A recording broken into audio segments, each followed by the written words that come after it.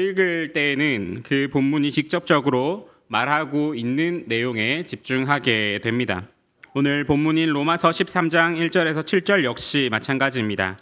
바울이 세상 권세에 복종하라고 말하는 그 내용을 주목하며 우리는 본문을 살핍니다. 왜 복종해야 되는지, 그리고 그 건의가 어디서 나오게 되는지, 그리고 어떻게 복종해야 되는지에 대한 직접적인 교훈을 찾고 그것을 우리가 말씀으로 나누게 됩니다. 그런데 오늘은 조금 다른 접근을 해보려고 합니다. 오늘은 본문을 통해서 본문 자체가 말하고 있는 것보다 본문이 가지는 의의와 전제, 어떠한 바탕 위에서 어떠한 생각 위에서 이러한 명령을 했는가, 그리고 그것을 그러한 전제와 의의를 우리가 어떻게 살아내고 있는가라는 것을 한번 나누어 보도록 하겠습니다. 바울이 로마서 13장에서 세상 권세에 대하여서 말을 할 때에 그 이면에는 정말로 중요한 전제가 하나 깔려 있습니다. 그것은 바로 우리가 하나님의 백성이면서 동시에 이 세상의 시민으로 살아간다. 즉 우리에게는 두 가지 정체성이 있다라고 하는 것입니다. 그렇기 때문에 바울은 너희가 하나님의 백성이기 때문에 세상에 있는 것들을 멀리하고 따르지 마라 라는 것이 아니라 너희가 하나님의 백성이기 때문에 그 하나님이 권세를 주신 그 나라의 백성으로서도 충실하게 살아가라라고 말을 하고 있습니다. 여기서 우리가 깊게 생각해 봐야 될 질문이 있습니다. 과연 우리는 이 두 가지 정체성을 가지고 살아가면서 이 두 가지 정체성을 따로 나누어서 살아가는가, 아니면은 하나로 통합하여서 살아가고 있는가 하는 것입니다. 이것은 우리에게 정말로 중요한 질문이 됩니다. 만약에 우리가 이 두 가지의 정체성을 통합하지 않고 우리가 이것을 나누어서 이때는 하나님의 백성으로 또 어느 때는 이 세상의 시민으로만 살아간다라고 한다면은 우리는 반드시 두 가지 정체성 중에 한 가지를 소홀히 하게 되고, 그것은 정말 높은 확률로 우리가 하나님의 백성이다라고 하는 그 정체성이 소홀하게 되어버립니다. 이러한 현실 앞에서 오늘 본문을 통해서 우리는 과연 우리의 신앙이 이 사회적 현실 앞에서 어떠한 역할을 하고 있는가라는 것을 생각해 보아야 합니다. 우리가 하나님의 백성으로서 그리고 이 땅의 시민으로서 우리는 이 두 가지 정체성을 한 몸에 가지고 어떻게 살아가는가 하는 것입니다. 우리가 신앙을 가진 그리스도인으로서 이 세상을 살아간다고 할 때에 우리는 매우 중요한 질문 앞에 서게 되는데, 그것은 우리가 살아가는 이 세상에서 우리의 신앙은 무엇으로 존재하는가, 어디서 어떻게 존재하는가라고 하는 것입니다. 그저 우리가 성경을 따라 고백하는 말이 아니라 현실에서 실제로 우리의 신앙은 우리에게 어떻게 살아 움직이는가, 어떻게 존재하는가, 이것을 우리가 어떻게 인식하고 사는가라는 것을 생각하는 것은 중요합니다. 왜냐하면 현대사회로 올수록 그 신앙의 범위가 점점 더 축소되고 있기 때문입니다. 현대사회로 올수록 신앙의 범위가 축소되어 있다고 하는 것은 이제 그 신앙의 적용은, 그리고 신앙이 이끌어가는 대상은 이제 내 안에서만 일어나게 된다라고 하는 것입니다. 한때 가족을 묶어주고 공동체를 하나로 만들고 사회 전체에 영향을 끼쳤던 그 신앙, 그리고 신앙이 말하는 올바름, 선함이라는 것이 이제는 점점 축소되어서 한 개인에게만, 즉 나에게만 영향을 미치고 있습니다. 이제 이것을 근거로 들어서 가족을 하나로 만들어 주지도 못합니다. 이것을 근거로 들어서 어떤 사회의 방향성을 결정하지도 못합니다. 우리는 이러한 축소된 신앙이 널리 퍼져가는 시대에 살아가고 있습니다. 성경은 신앙을 이렇게 축소된 것으로 말하지 않습니다. 성경은 신앙을 우리가 걸어가야 하는 길로 제시합니다. 하지만 이러한 신앙의 축소는 신앙이 더 이상 우리가 걸어가야 할 길이 되지 못하게 하고, 단지 우리가 힘들 때 조금 위로를 받을 수 있는 것으로서, 우리가 무엇을 하고자 할 때 도움을 얻을 수 있는 동기부여를 해주는 도구로서, 그 어떤 나의 길을 가기 위한 도구로서, 수단으로서 전락하고 맙니다. 그러나 성경은 여러 차례 신앙으로 살아갈 것을 말씀합니다. 로마서 1장 17절에는 복음에는 하나님의 의가 나타나서 믿음으로 믿음에 이르게 하나니 기록된 바 오직 의인은 믿음으로 말미암아 살리라라고 말씀합니다. 다시 말해서 우리의 신앙이라는 것은 이제 그 신앙의 길이 펼쳐져 있고 우리가 그 신앙의 길을 따라 걸어가는 길이 되어야 한다라고 하는 것입니다. 길이 우리에게 주어져 있고 우리는 그에 따라 걸어가는 것입니다. 하지만 축소된 신앙은 아까 말했듯이 우리가 걸어가야 될 길이 되지 않고 내가 세상의 것을 따라서 설정한 길을 걸어가도록 도와주는 역할을 바라게 될 뿐입니다. 그렇다면 이렇게 축소된 신앙으로 살아갈 때에 반드시 어떠한 부작용이 나타나게 될 텐데 그러면 그 축소된 신앙은 우리에게서 무엇을 빼앗아가며 어떠한 부작용으로 나타나게 되겠습니까? 가장 심각한 것은 신앙이 우리 바깥에서 우리를 감싸주는 울타리의 역할을 하는 것을 잃어버리게 된다라고 하는 것입니다. 우리가 신앙의 울타리에 갇혀 있는 것이 아니라 신앙이 우리의 울타리에 갇혀 있게 됩니다. 그렇게 되면은 우리에게서 가장 먼저 관계가 깨어집니다. 교회 안에서 서로의 신앙을 나누는 것도 힘들어집니다. 정말 좋은 의도로서, 좋은 어떤 동기로서 그 신앙을 나누지만은 각자의 신앙으로, 각자의 오름으로, 각자의 도구로서 사용하는 신앙을 나누다 보면은 그 끝에는 결국 갈등과 다툼으로 끝나게 됩니다. 신앙의 도구가 될 때 신앙은 더 이상 우리를 변화시키지 못합니다. 오히려 우리가 신앙을 우리의 목적에 맞게 사용하려고 바꾸게 됩니다. 우리의 신앙이, 우리의 믿음이 우리의 삶을 변화시키고 그리하여서 우리가 새로운 생명으로 살아가도 모자란데 우리가 그 성경이 말씀하는 바와 그 믿음 그리고 우리의 신앙을 바꾸어서 우리의 멋대로 맞추게 된다라고 하는 것입니다. 신앙이 우리의 삶을 인도하고 우리의 방향을 결정하고 우리의 가치관을 형성해야 되는데 이제 더 이상 축소된 신앙은 그러한 변화를 우리에게서 이끌어내지를 못하게 됩니다. 만약 이러한 축소된 신앙을 가지고 우리가 사회로 나아간다라고 생각해 봅시다. 그렇다면 거기서 그 신앙은 어떤 역할을 할 수가 있겠습니까? 사회를 향한 우리의 한탄과 질문과 그리고 갈등 속에서 우리의 신앙이 어디서 어떻게 살아서 움직일 수가 있겠습니까? 이것이 바로 우리가 그리스도인으로서 그리고 동시에 시민으로서 살아가고자 할 때 겪는 현실입니다. 오늘 본문인 로마서 13장 1절에서 7절은 세상 권세에 관해서 말씀하고 있습니다. 바울은 우리에게 세상 권세에 복종해야 된다라고 말하며 그 이유를 그 권위를 하나님이 주셨기 때문이다라고 말하고 있습니다. 하나님이 이 세상 통치자에게 하나님의 권위를 부여하심으로써 우리에게 그것을 순종하도록 한다라고 하는 것은 그 이면에는 이 세상에는 하나님이 원하시는 방법으로서의 사회가 존재한다.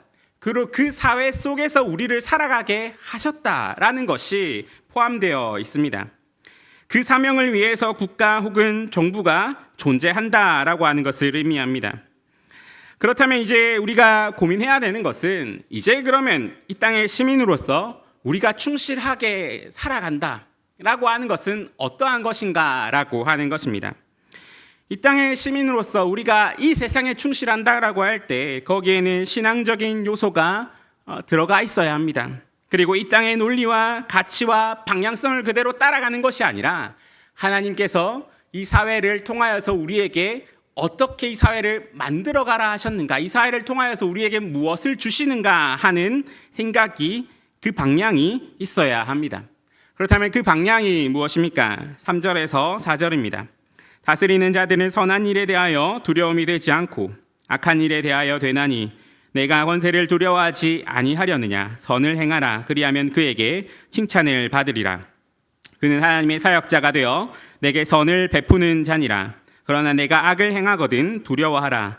그가 공연히 칼을 가지지 아니하였으니 곧 하나님의 사역자가 되어 악을 행하는 자에게 진노하심을 따라 보응하는 자니라. 아멘.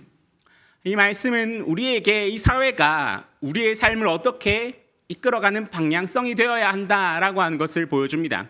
그 방향성은 바로 이 사회는 우리에게 그 악을 억제하는 그리고 선을 장려하는 방향성을 가져야 한다라고 하는 것입니다. 이것이 바로 하나님이 세우신 사회의 방향성입니다. 선을 증진시키고 악을 억제하는 것이 우리가 사회를 이루어감의 가장 근본적인 목적이 되어야 합니다. 그렇다면은 그 사회를 만들어가야 할 책임이 누구에게 있습니까? 오늘 본문은 그 책임이 다스리는 자들에게 있다라고 말씀합니다. 어떤 정책과 법을 결정하여서 사회 방향성을 결정하는 국가에게 그 책임을 하나님은 묻습니다. 그리고 그 책임을 물으시기 때문에 그 권위를 동시에 주십니다. 그런데 현대는 어떻습니까? 바울의 시대가 한 나라의 왕에 의해서 통치되는 사회였다면은 현대 사회는 여러 시민들에 의해서 만들어져 가는 사회다라고 할 수가 있습니다. 즉 우리의 사회에서는 이제 그 시민이 직접적 그리고 또는 간접적으로 그 사회의 방향성을 결정하게 된다라고 하는 것입니다. 그렇다면 오늘 본문이 말씀하는 사회에 대한 책임은 1차적으로는 대통령을 비롯한 위정자들에게 있지만은 2차적으로는 그 사회를 구성하고 그 사회를 이끌어가는 시민들에게도 있다. 즉 우리에게도 그 책임이 있다라고 하는 것입니다. 우리는 단순히 통치를 받고 그 사회를 따라가는 존재가 아니라 능동적인 존재로서 사회를 만들어가는 시민으로서의 사명을 가지고 있습니다. 그렇기 때문에 이 사회가 하나님의 뜻에 따라 선을 장려하고 악을 억제할 수 있도록 만들어 나갈 책임이 우리에게 있습니다. 그렇다면 우리는 이 책임을 어떻게 다할 수가 있겠습니까? 우리가 직접적으로 법을 결정하고 어떤 정책을 결정할 수는 없지만은 우리는 그것을 시민으로서의 역할에 충실하게 감당할 수 있습니다. 그것은 선거를 통해서도 그렇고 그리고 아래쪽으로는 우리의 문화를 형성해 나감으로써도 그렇게 할 수가 있습니다. 한국 사회가 맞닥뜨린 많은 문제들이 있습니다. 고독사와 자살, 그리고 정신건강의 문제와 온라인 혐오, 세대 간, 성별 간 갈등, 저출산, 가족의 해체 등 이러한 많은 문제들이 우리에게 주어집니다. 이러한 문제들이 있다라고 하는 것은 우리에게 무엇을 알게 해줍니까? 의미와 관계와 옳음, 선함의 공백이 우리 사회에 있다라고 하는 것을 보여줍니다. 이러한 문제들을 해결하기 위하여서 참 많은 노력들을 합니다. 하지만 그 문제들이 그렇게 쉽게 해결되지가 않습니다. 우리가 사회를 구성함에 있어서 이제 우리 사회가 가지는 옳음, 선함, 악함이라는 것이 우리에게 점점 부재되고 있기 때문입니다. 우리 사회를 한번 둘러보십시오. 어느 순간 옳음이란 단어가 점점 사라져 갑니다. 어느 순간 옳음이란 자리 대신에 거기는 이익과 경제와 그리고 한 사람의 권리가 점점 그 자리를 메꾸어 가고 있습니다. 이렇게 옳음과 선함이라는 가치가 부재된 사회에서 우리는 살아가고 있습니다. 그렇기 때문에 각자의 이익과 각자의 유익 안에서 이러한 사회 문제들은 절대 해결되지 못한 채 말 그대로 난제로 남아있게 됩니다. 우리 사회는 무엇이 옳은가 대신 무엇이 가능한가, 무엇이 수익성이 있는가, 무엇이 우리를 더 편리하게 해주며 무엇이 우리를 더 크게 해주는가에 집중하고 있습니다. 그리고 그것이 정책 결정의 최종 잣대가 되고 있습니다. 그렇다면 이러한 현실 앞에서 우리는 어떻게 해야 하겠습니까? 우리는 그 현실 앞에서 단순히 한탄하고 비판하고 이러는 일의 사회는 이래서 안 된다, 저 사람은 이래서 안 된다라고만 끝나면은 그것은 충분하지 못합니다. 그것은 아무 것이 될 수가 없습니다. 우리는 그 사회를 만든 책임을 동시에 가지고 있는 자들입니다. 여기서 제가 어떻게 해야 한다라고 방법을 말할 수는 없습니다. 왜냐하면 그것은 함께 고민하고 함께 만들어가야 하는 문제이기 때문입니다. 하지만 그 방향성이 무엇이 되어야 하는지는 확실합니다. 그것은 그 중심에는 함께 걸어가는 신앙의 길이 있어야 한다. 하나님이 말씀하여 주신 그 목적과 방향성과 그 아름다움을 향해서 함께 걸어가는 그 신앙의 길을 함께 걸어감이 우리에게 있어야 한다라고 하는 것입니다. 이것이 바로 우리가 축소된 신앙을 넘어서야 하는 이유입니다. 개인적인 위로와 우리의 어떠한 것을 위하여서 도와주는 신앙만으로는 사회적 책임을 감당할 수가 없습니다. 우리에게는 우리 그 양쪽의 정체성을 모두 이끌고 살아 움직이는 신앙이 필요합니다.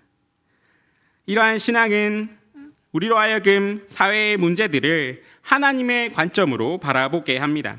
단순히 정치적 이해관계나 경제적 이득의 관점이 아니라 하나님의 의와 공의의 관점에서 사회의 문제를 접근하게 하며 그 과정에서 이제 무엇이 가능한가라는 것 대신에 무엇이 옳은가, 무엇이 가치가 있는가, 무엇이 우리를 조금 더 선함으로 이끌어가는가, 무엇이 우리에게 있어서 우리가 가지고 있는 그 악들을 억제하게 해주는가라는 방향으로 우리의 사회를 이끌어가게 해줄 것입니다. 그렇기 때문에 우리의 신앙은 개인적인 영역에서만 머물러서는 안 됩니다. 우리는 하나님 나라의 백성이면서 동시에 이 땅의 시민으로 살아가기 때문입니다. 한국 사회가 직면한 의미와 관계와 정의의 공백 앞에서 우리는 그 신앙을 가지고 하나님의 뜻을 이 땅에 실현하는 하나님의 백성이자 동시에 이 땅의 시민이 되어야 합니다. 이것이 바로 오늘 우리에게 주신 사명입니다. 축소된 신앙을 넘어서 사회적 책임을 지는 신앙으로 살아가는 것. 이것이 현대를 살아가는 그리스도인들의 모습이 되어야 합니다. 우리 모두가 이러한 신앙으로 살아갈 때에 우리 사회는 점점 더 하나님이 원하시는 방향으로 나아가게 됩니다. 그리고 이렇게 살아갈 때에 우리의 신앙은 이제 우리가 시민으로서 살아갈 때, 이 세상으로 살아갈 때에 멈춰 있고 단단하여서 움직이지 않는 신앙이 아니라 살아 움직이는 신앙으로, 언제나 우리의 결정과 우리의 생각 안에서 움직이는 신앙으로 바뀌어 가게 될 것입니다. 그런데 이렇게 살아가는 것이 절대 쉽지가 않습니다. 세상이 그렇게 따라와 주겠습니까? 아니면은 우리가 그 신앙을 가지고 무엇을 말할 때, 선함과 정의와 옳음을 말할 때 누가 따라와 주겠습니까? 가장 가까운 가족도 쉽게 따라와 주지 않습니다. 하지만 그런 어려움 가운데에서 하나님은 우리를 혼자 내버려 두지 않습니다. 우리가 그렇게 그 신앙을 가지고 그 옳음을 향하여서 나아가는 삶 속에 무엇이 있게 됩니까? 진정한 하나님 나라를 향한 소망이 그 안에 나타나게 됩니다. 우리의 삶과 사회를 두고 기도함이 나타나게 됩니다. 우리가 정말로 옳음과 선함과 공의를 가지고 이 사회의 문제를 그 두 가지의 시선을 동시에 두고 나타날 때 우리에게 뭐가 나타나겠습니까? 주님, 이 사회가 이렇게 악합니다. 주님, 우리에게 주신 그 사명을 감당하고 싶은데 우리는 너무나 연약합니다. 라는 고백이, 그리고 그 고백을 가지고 기도의 자리로 나타남이, 그리고 그렇게 살아가면서 힘든 가운데서 더욱더 그 하나님 나라의 영광과 소망을 바람이 우리에게 더욱더 커져가지 않겠습니까? 그리고 나서 그 가운데 뭐가 있게 됩니까? 하나님의 위로가 있게 되며, 그리고 그렇게 살아 움직이는 신앙으로 살아가는 가운데 말씀이 우리 삶의 체험이 되는 것이 일어나며, 그렇게 살아가는 삶 가운데서 우리가 하나님의 자녀임이 더욱더 확실하게 드러나지 않겠습니까? 그 가운데서 우리가 고백할 수 있는 것이 무엇이겠습니까? 내가 하나님의 자녀로 살아간다. 이렇게 살아가는 삶 속에 하나님이 함께 하신다. 라는 고백이 우리에게 나오지 않겠습니까? 우리는 믿음으로 살아가는 사람입니다. 그 믿음이 우리의 길이 되어 우리의 삶을 인도해야 합니다. 우리가 어디를 가든지 살아 움직이는 그 신앙이 우리에게 있기를 소망합니다. 그리하여서 그 믿음으로 살아가는 삶 속에 하나님 나라가 점점 확장되어 그곳에 하나님의 뜻이 이루어지는 삶이 되기를 간절히 소망합니다. 함께 기도하시겠습니다.